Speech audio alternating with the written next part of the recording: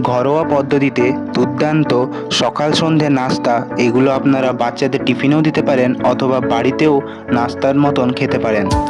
এটার উপকরণ চলুন দেখে নিই। প্রথমে আপনারা একটি মিক্সিতে আপনাদের পরিমাণ মতন সুজি নিয়ে নেবেন।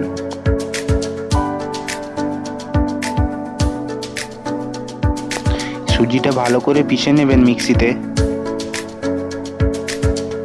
যাতে কোনো দানা দানা ভাব না থাকে।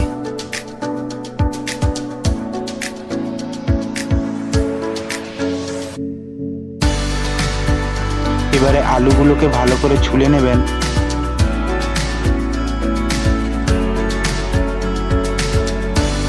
আলুগুলোকে জলে ধুয়ে পরে একটি বড় পাত্রে পিষে রাখা সুজিটা ঢেলে দেবেন।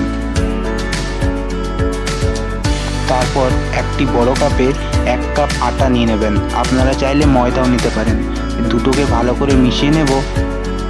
এরপর আগে থেকে কেটে রাখা পেঁয়াজ ও লঙ্কা কুচিগুলো এখানে দিয়ে দেব।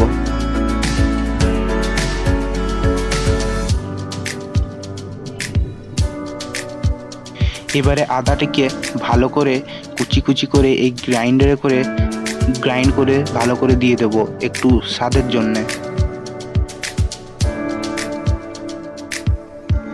একইভাবে আলুটাকেও এই গ্রাইন্ড করে নেব। এরপর এর সাথে একটু হলুদ মিশিয়ে নেব। এরপর স্বাদ মতো নুন দিয়ে দেব।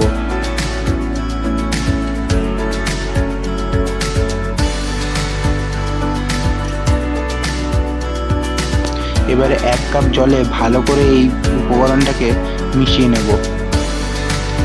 এবারে ভালো করে এটাকে জল দিয়ে গুলে নিতে হবে। একটু একটু জল দিয়ে আপনারাও এটাকে গুলে নেবেন ভালো করে।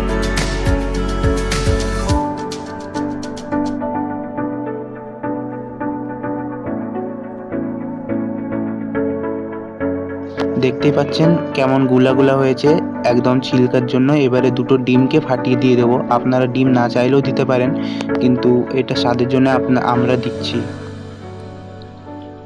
এবারে ভালো করে মিশিয়ে নেব ডিমগুলো দিয়ে।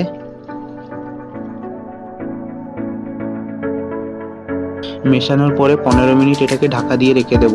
এরপরে একটি তাওয়াতে বা ফ্রাইং প্যানে তেল নিয়ে পরে এই উপকরণটা ছিলকার মতন ভালো করে দিতে হবে।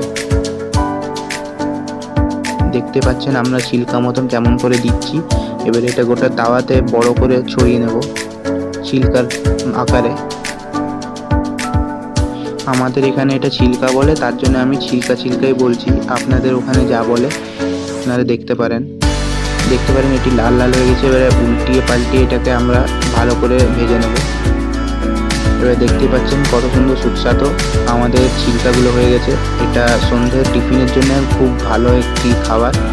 এটা হেলদিও, আর দেখতে পাচ্ছেন কত সুন্দর নরম হয়েছে। তো আপনারাও চাইলে বাড়িতে বানাতে পারেন। এগুলোর জন্য আপনাদের বাড়িতে যা উপকরণ আছে সেগুলো দিয়ে বানানো হয়ে যাবে। ধন্যবাদ।